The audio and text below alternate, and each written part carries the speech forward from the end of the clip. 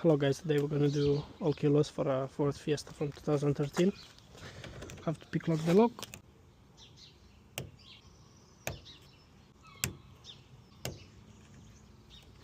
Okay, the car is unlocked.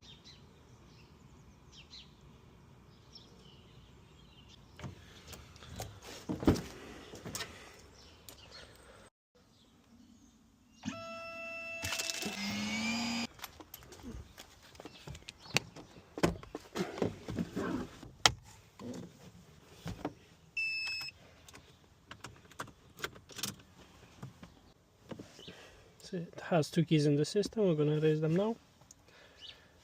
And then two keys. Ignition on, off, ignition on with the first key.